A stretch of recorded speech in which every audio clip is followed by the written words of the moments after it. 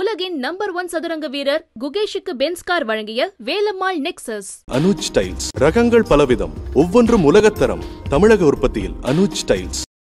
ரேப்போடைய ஒரு போஸ்ட்மார்ட்டம்னா it is something very very personal. இந்த பெண் கொடூரமான முறையில் கொலை செய்யப்பட்டு ரேப் செய்யப்பட்டாரா அல்லது ரேப் செஞ்ச பிறகு கொலை செஞ்சிருக்காங்களா, இந்த மெயினாக இதோட சயின்டிஃபிக் எவிடன்ஸ் நம்மளுக்கு இன்னும் கிடைக்கல. அந்த பெண்ணை ட்ரக்கோடைய இன்ஃப்ளூயன்ஸில் இன்ஜெக்ஷன் ஏதோ போட்டு மயக்கத்தில் இருக்கும்போது அவங்கள பாலியல் வன்முறை பண்ணிட்டு படுகொலை செய்யப்பட்டிருக்கலாம்.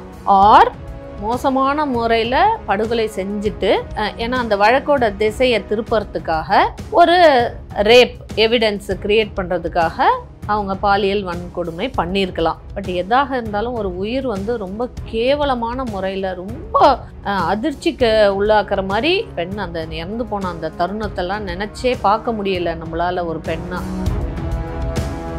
அந்த பெண் ஒரு உடம்பெல்லாம் செதஞ்சு போய் கண்ணெல்லாம் செதஞ்சு போய் தொண்டை குழி நெரிக்கப்பட்டு மாரில் ஏறி மிதிச்ச அந்த எவிடன்ஸு, வயிறு மேலே மிதிச்சிருக்க அந்த எவிடன்ஸு, காலெல்லாம் தனித்தனியாக ஆகி பிறப்புறுப்பெல்லாம் கிழிஞ்சி தொங்கி அது வழியாக ரத்தம், அந்த இடுப்பு எலும்பு நசுக்கப்பட்டு அந்த காலெல்லாம் தனித்தனியாக ஆயிருந்திருக்கு. அந்த மாதிரி ஒரு அலங்கோலமான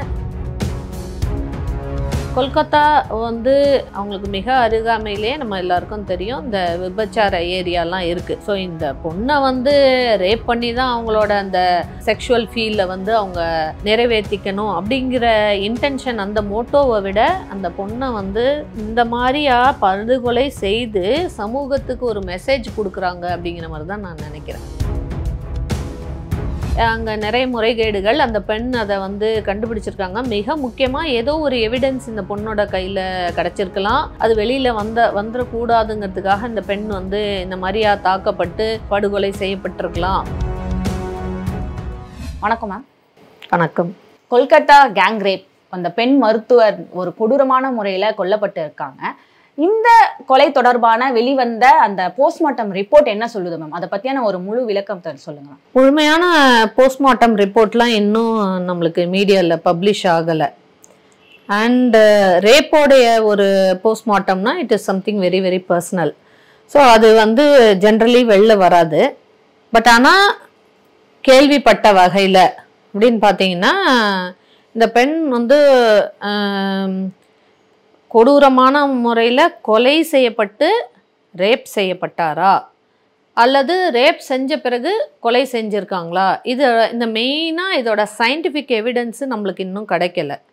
எல்லாருமே ஸ்பெக்குலேட் பண்ணுறோம், இப்படி இருக்கலாம் அப்படி இருக்கலாம்னு ஸ்பெக்குலேட் பண்ணுறோம்.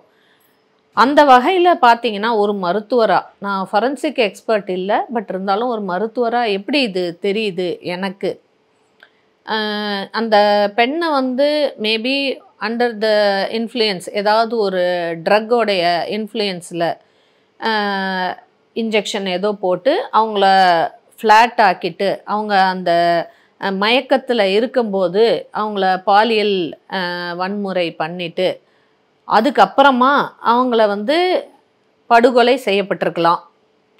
இது ஒன்று. இது நடந்திருக்க வாய்ப்புகள் இருக்குது. ஆர் அவங்கள மோசமான முறையில் படுகொலை செஞ்சுட்டு அதுக்கப்புறமா அவங்களுக்கு பாலியல், ஏன்னா அந்த வழக்கோட திசையை திருப்பறதுக்காக ஒரு ரேப் எவிடன்ஸு கிரியேட் பண்ணுறதுக்காக அவங்க பாலியல் வன்கொடுமை பண்ணியிருக்கலாம். இப்படியும் இருக்கலாம் அப்படியும் இருக்கலாம், ஸ்பெக்குலேட் பண்ணிகிட்ருக்கோம். இன்னும் கரெக்டாக இதான் நடந்திருக்கும் அப்படிங்கிறது நம்ம நீதிமன்ற விசாரணையில் இருக்கிறதுனால டெஃபினட்டிவாக எதுவும் சொல்ல முடியல. பட் எதாக இருந்தாலும் ஒரு உயிர் ரொம்ப கேவலமான முறையில் ரொம்ப அதிர்ச்சிக்கு உள்ளாக்குற மாதிரி இந்த மாதிரி ஒரு இறந்து போயிருக்காங்க. அந்த பெண் அந்த இறந்து போன அந்த தருணத்தெல்லாம் நினச்சே பார்க்க முடியல நம்மளால் ஒரு பெண்ணாக. அதுக்காக நான் ரொம்ப வேதனையில் இருக்கேன். அந்த பெண்ணோட பெற்றோர்கள் பார்க்கும்போது அவங்க எந்த நிலையில் இருந்தாங்க மேம்? பெண்ணோடைய ஃபாதர் அவர் கொடுத்த வாக்குமூலம் படி அந்த பெண் ஒரு உடம்பெல்லாம் செதஞ்சு போய் கண்ணெல்லாம் செதஞ்சு போய் தொண்டை குழி நெரிக்கப்பட்டு மாரில் ஏறி மிதிச்ச அந்த எவிடன்ஸு, வயிறு மேலே மிதிச்சிருக்க அந்த எவிடன்ஸு, காலெல்லாம் தனித்தனியாக ஆகி பிறப்பு உறுப்பெல்லாம் கிழிஞ்சி தொங்கி அது வழியாக ரத்தம், வாய் வழியாக ரத்தம், கண் வழியாக ரத்தம், வயிறு, முதுகு தண்டுவடம் எல்லாம் சிதைஞ்சு போய் பெல்விக் கேர்டல்னு சொல்லுவோம், அந்த இடுப்பு எலும்பு வந்து நசுக்கப்பட்டு அந்த காலெல்லாம் தனித்தனியாக ஆயிருந்திருக்கு. அந்த மாதிரி ஒரு அலங்கோலமான ரத்தம் போக்கு அதிகமாகி அந்த இடமே ரத்த கலரியாக இருந்திருக்கு.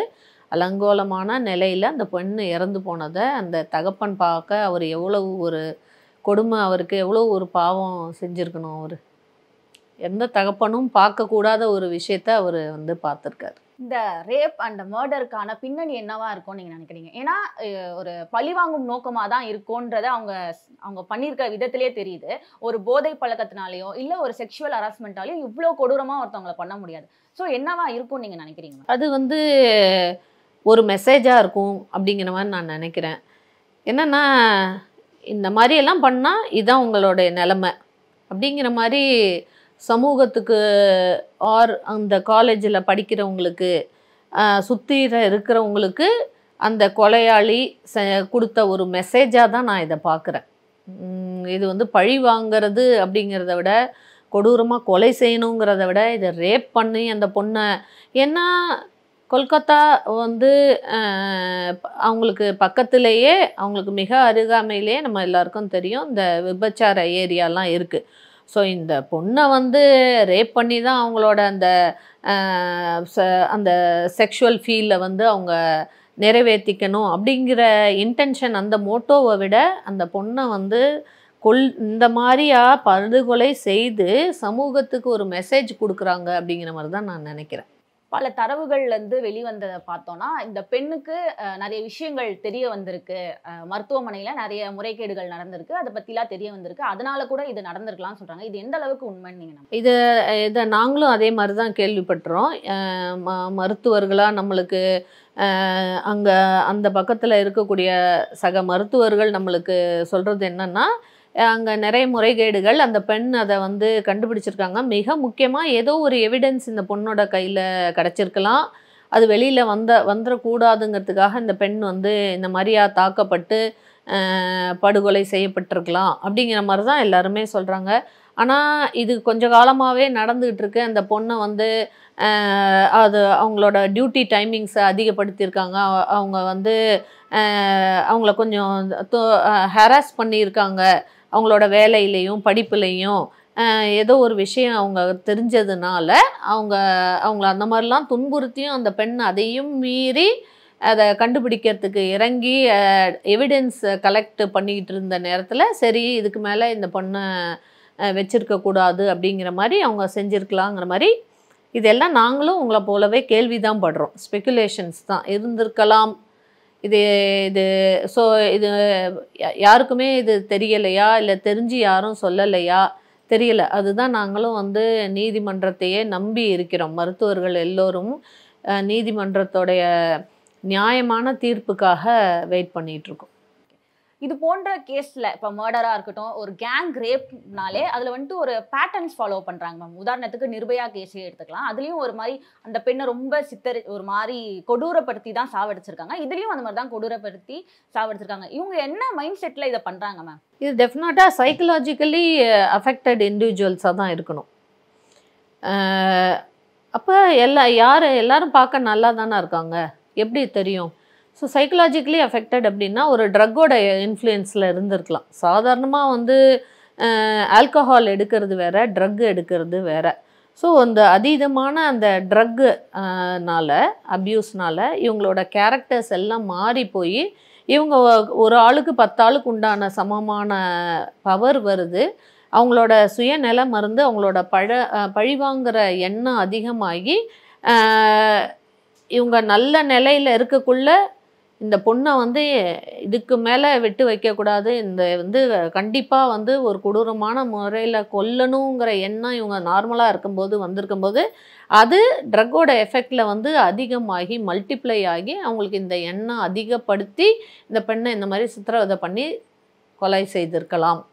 இது போன்ற ஒரு கேங் ரேப்ல இருந்து தப்பிச்சு வர ஒரு பெண்ணோட உடல் நிலையும் அவங்களோட மனநிலையும் எப்படி இருக்கும் மேம்? எப்படி தப்பிக்க முடியும்? இந்த பெண் வந்து வாழ்ந்திருக்கக்கூடிய வாய்ப்புகள் கிடையாது. இந்த பர்டிகுலர் இந்த இன்சிடெண்ட், இந்த பெண் வந்து இவ்வளோ கொடூரமாக தாக்கப்பட்டிருக்காங்கங்கிற போது இவங்க வாழ்ந்திருக்க முடியாது. ஜென்ரலி மற்றபடி இவங்களை வந்து ஒரு பாலியல் வன்கொடுமை மட்டும் பண்ணியிருக்காங்க, மற்ற உறுப்புகளுக்கு எந்த சேதாரமும் இல்லாமல் இந்த பெண் வந்து பாதிக்கப்பட்டிருக்காங்க அப்படிங்கிற பொழுது இந்த பிறப்பு உறுப்புகள்லாம் கிழிஞ்சி ப்ளீடிங் இருக்கலாம். அது ரொம்ப ஓவர் ப்ளீடிங் ஆகி பல்ஸ் பிபி போகிறதுக்கு முன்னாடி இந்த பெண்ணு பார்க்கப்பட்டிருந்தா அதெல்லாம் நம்ம வந்து சர்ஜிக்கல் முறையில் வந்து சரி பண்ணலாம். ஸோ அது அந்த இடத்தோட ரீகன்ஸ்ட்ரக்ஷன் அது பண்ணலாம், அவைலபிளாக இருக்குது நம்ம மெடிக்கல் ஃபீல்டில். பட் மனசுங்கிறது எப்படி வரும்? அவங்களுடைய அந்த மன பாதிப்பு, அத்தனை பேர் அந்த கொடூரமாக அவங்கள வந்து கற்பழிக்கிற போது அந்த பெண்ணோட மனசு வந்து பாதிக்கப்படுறது ரொம்ப லாங் டேர்மில். அவங்க வந்து கடைசி வரைக்கும் ஒரு செக்ஸ் அப்படின்னாலே அவங்க பயந்து பதற மாதிரியான ஒரு மனநிலைமையில தான் இருப்பாங்க. அவங்க அதுலேருந்து அவங்கள மீட்டு கொண்டு வந்து அந்த ரீஹாபிலிட்டேஷன் கொடுக்கறதுங்கிறது சுற்றி இருக்கிற ஃப்ரெண்ட்ஸு, கல்யாணம் ஆன அந்த வீட்டுக்காரர், அந்த தாய் தகப்பன், இந்த மாதிரி அவங்க கையில் தான் மிக முக்கிய பொறுப்பாக இருக்கும். அந்த பொண்ணு வந்து வெளியில் வர்றது, அந்த அதிர்ச்சியிலேருந்து ரொம்ப கஷ்டமான காரியம் அந்த பொண்ணு அதுலேருந்து வெளில வர்றதுங்கிறது. இப்போ நீங்க பேசும்போதே சொன்னீங்க போதைப் பொருளுக்கு அடிக்ட் ஆகிறாங்கன்னு சொல்லிட்டு. இந்த போதைப் பொருள் அடிக்ட் ஆகிறதுக்கும் இந்த மாதிரியான வன்முறைக்கும் இடைப்பட்ட தொடர்பு எந்த அளவுக்கு இருக்கு மேம்? பேசிக்கலி ஒரு விஷயத்தை இது ரெண்டாக பார்க்கலாம். இவங்க இந்த பொண்ணை வந்து இந்த பொண்ணு இல்லை, சாதாரணமாக ஒரு விஷயத்த பழி வாங்கணும், ஆர் அவங்களுக்கு செக்ஸ் மேலே அதிகப்படியான ஈடுபாடு, இந்த மாதிரி கேட்டகரைஸ் பண்ணிக்கலாம். சில பேர் போதை எடுத்துட்டா அமைதியாக தனியாக போய் உட்காந்து அவங்க ஒரு லைஃப் வாழ்ந்துக்கிட்டு இருப்பாங்க. இப்போ இந்த மாதிரி எண்ணம் இருக்கக்கூடிய ஒரு கம்பைண்டாக இந்த மாதிரி எண்ணம் ஒரே மாதிரி லைக் மென்டாலிட்டின்னு சொல்லுவோம், ஃப்ரீக்வன்சி ஒரே மாதிரி இருக்கவங்க ஒன்றா சேர்ற பொழுது இதை பற்றியே பேசி அவங்க ட்ரக் எடுக்கக்குள்ள அதிகப்படியான யோசனை வந்து இதுக்கு மேலே அவளை விட்டு வைக்கக்கூடாதுடா அப்படின்னு கிளம்பி வராங்க இல்லையா. கூட்டு முயற்சி, ஒருத்தரே 10 ஆளுக்கு உண்டான பலம் வருது, இதில் 2-3 பேர் சேர்ந்தால் என்ன ஆகும்? அதுதான் இப்போ இது நடந்திருக்கு. தொடர்ந்து பேசுவோம் மேம். நன்றி. ரொம்ப சந்தோஷம். உலகின் நம்பர் 1 சதுரங்க வீரர் குகேஷுக்கு பென்ஸ் கார் வழங்கிய வேலம்மாள் நெக்ஸஸ். அனுஜ் டைல்ஸ், ரகங்கள் பலவிதம், ஒவ்வொன்றும் உலகத்தரம். தமிழக உற்பத்தியில் அனுஜ் டைல்ஸ்.